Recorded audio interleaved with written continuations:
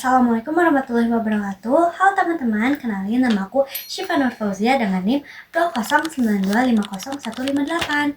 Nah, teman-teman, sebelum mulai presentasi, aku mau tanya dulu nih sama teman-teman. Di sini ada yang pernah beli merchandise K-pop gak sih?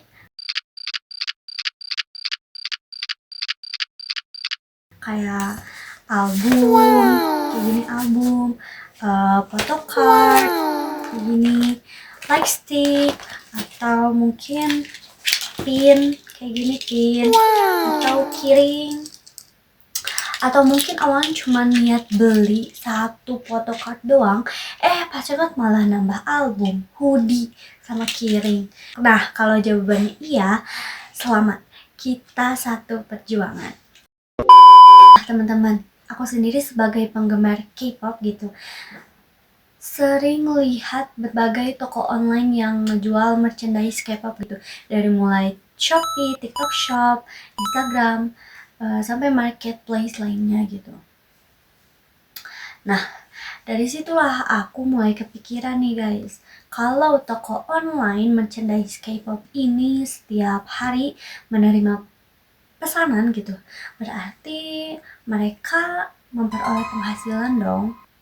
Kalau memperoleh penghasilan, apakah mereka juga memiliki kewajiban perpajakan? Nah, pertanyaan itu yang menjadi alasan aku memilih judul Analisis Kewajiban Perpajakan pada Usaha Online Merchandise K-pop, Studi Kasus TH Store. Mengenal TH Store, dalam artikel ini gitu, aku menggunakan studi kasus usaha fiktif bernama TH Store. Nah, jadi TH Store itu toko online yang menjual berbagai merchandise K-pop seperti album, photocard, lightstick, hoodie, poster, terus keyring, dan merchandise resmi lainnya gitu. Penjualannya dilakukan secara online melalui Shopee, TikTok Shop, dan Instagram. Nah, aku memilih objek ini tuh karena saat ini bisnis merchandise K-pop berkembang cukup pesat di Indonesia. Nah, banyak penggemar yang lebih memilih membeli secara online karena praktis dan pilihan produknya juga lebih beragam. Nah, kalau dipikir-pikir, penggemar K-pop itu luar biasa banget. Kadang albumnya sama, lagunya sama, artisnya juga sama, tapi versinya yang bikin beda guys. Photocardnya juga beda, benefitnya juga beda. Nah, belum lagi kalau idol comeback, dompet ikut comeback juga guys. Nah, tingginya minat membeli merchandise inilah yang membuka peluang usaha. Banyak orang akhirnya membuka toko online khusus merchandise K-pop. Nah, artinya aktivitas ini tuh bukan lagi sekedar hobi gitu, tapi sudah menjadi kegiatan usaha yang menghasilkan penghasilan kayak gitu. Nah, sekarang kita masuk ke pembahasan utama. Apa sebenarnya pajak? Nah, secara sederhana, pajak adalah kontribusi wajib yang dibayarkan masyarakat kepada negara berdasarkan undang-undang. Dana pajak digunakan untuk membiayai pembangunan jalan, sekolah, rumah sakit, dan pelayanan publik dan berbagai kebutuhan negara lainnya.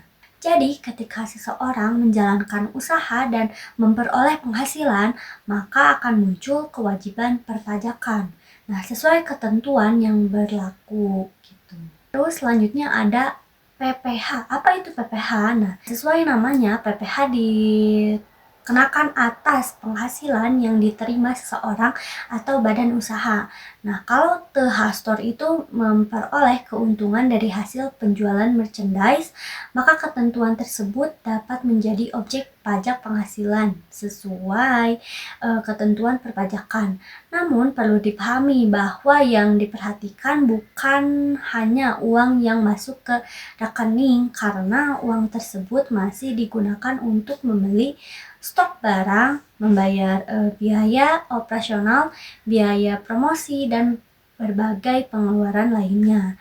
Nah, oleh karena itu, Pencatatan keuangan menjadi sangat penting gitu agar pelaku usaha mengetahui berapa omset dan berapa keuntungan yang sebenarnya diperoleh gitu. Teman-teman, selain PPh ada juga PPN atau pajak pertambahan nilai. Nah, PPN itu merupakan pajak yang dikenakan atas konsumsi barang atau jasa. Nah, mulai tahun 2025 tarif umum PPN di Indonesia itu adalah 12%. Nah, mungkin teman-teman pernah melihat saat check out di marketplace, total pembayaran bertambah karena ada komponen pajak gitu. Nah, itulah salah satu contoh adanya PPN. Nah, tapi perlu dipahami gitu bahwa tidak semua pelaku usaha otomatis memungut PPN. Nah, kewajiban memungut PPN pada umumnya berlaku pada pelaku usaha yang telah memenuhi persyaratan sebagai pengusaha kena pajak atau PKP. Nah, jadi apabila suatu saat Thehastor berkembang menjadi usaha yang lebih besar dan telah memenuhi ketentuan sebagai PKP, maka pemilik usaha juga perlu memahami kewajiban terkait PPN selain pajak penghasilan. Nah, selanjutnya adalah NPWP. Nah, NPWP merupakan singkatan dari nomor pokok wajib pajak. Nah, kalau diibaratkan NPWP itu kayak KTP. Nah, dalam dunia perpajakan, melalui NPWP, seorang wajib pajak dapat melaksanakan hak dan kewajiban perpajakannya sesuai dengan ketentuan yang berlaku. Nah, selanjutnya ada istilah SPT. Nah, kalau surat pemberitahuan SPT digunakan untuk melaporkan penghasilan maupun kewajiban perpajakan kepada Direktorat Jenderal Pajak. Nah, jadi setelah menghitung kewajiban pajak, pelaku usaha juga perlu melaporkan SPT sesuai jadwal yang telah ditentukan. Nah, teman-teman, kita lanjut ke studi kasus Thehastor. Jadi, contohnya itu ada penjualan album. Jadi satu albumnya itu 350.000 dikali 500 sama dengan 175 juta. Nah, terus ada penjualan photocard. Nah, satu photocardnya itu 80.000 dikali 400 sama dengan 32 juta. Nah, terus ada penjualan lightstick. Nah, misalnya satu lightsticknya itu 850 dikali 120 totalnya 102 juta. Nah, terus penjualan hoodie satunya itu 275 dikali 150 sama dengan 41.250. Nah, penjualan kiring, satu kiringnya itu 95.000 dikali 300 sama dengan 28.500. Nah, terus ada merchandise lainnya gitu, misalnya 271.250.000. Nah, kayak gitu. Jadi total seluruh omsetnya itu ada 650 juta rupiah. Nah, apa sih omset itu? Nah, omset adalah seluruh hasil penjualan sebelum dikurangi biaya apapun.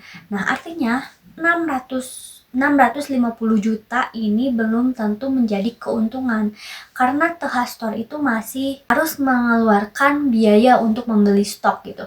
Stok barang, membayar biaya packing, ongkos, promosi, biaya admin marketplace, hingga biaya operasional lainnya. Misalnya biaya operasional selama 1 tahun sebesar 520 juta rupiah, maka omset 650 juta yang tadi dikurangi biaya operasional sama dengan 520 juta rupiah. Nah, sehingga diperoleh laba usaha sebesar 130 juta rupiah. Nah, disinilah pentingnya pencatatan keuangan. Kalau pelaku usaha tidak mencatat transaksi dengan baik, maka akan sulit mengetahui apakah usahanya benar-benar untung atau justru rugi. Berdasarkan hasil analisis yang aku lakuin gitu, usaha seperti TH Store termasuk usaha yang menghasilkan penghasilan sehingga memiliki kewajiban perpajakan sesuai ketentuan yang berlaku. Nah, beberapa kewajiban tersebut meliputi melakukan pencatatan transaksi, memahami kewajiban memiliki NPWP apabila memenuhi persyaratan, terus memahami pajak, penghasilan atau PPh, memahami ketentuan PPN apabila usaha telah mengetahui syarat sebagai pengusaha kena pajak, terus serta melaporkan SPT sesuai ketentuan perpajakan. Nah, dengan administrasi yang baik gitu, pelaku usaha dapat menjalankan bisnis secara lebih profesional dan meminimalkan kesalahan dalam mematuhi kewajiban perpajakan. Jadi penelitian ini dapat disimpulkan bahwa bisnis merchandise K-pop gitu bukan hanya sekedar menjual album atau photocard. Nah, di balik setiap transaksi gitu terdapat aktivitas ekonomi yang menghasilkan penghasilan sehingga perlu memperhatikan aspek perpajakan. Sebagai generasi muda gitu yang banyak memanfaatkan media digital gitu untuk berwirausaha, kita juga perlu memahami kewajiban perpajakan sejak dini. Nah, karena pajak bukan hanya kewajiban sebagai warga negara gitu, tetapi juga bentuk kontribusi dalam mendukung pembangunan Indonesia. Nah, teman-teman, sekian video dari aku mengenai analisis kewajiban perpajakan dalam merchandise K-pop. Semoga bermanfaat. Apabila ada kesalahan dalam menyampaikan. Terima kasih. Wassalamualaikum warahmatullahi wabarakatuh.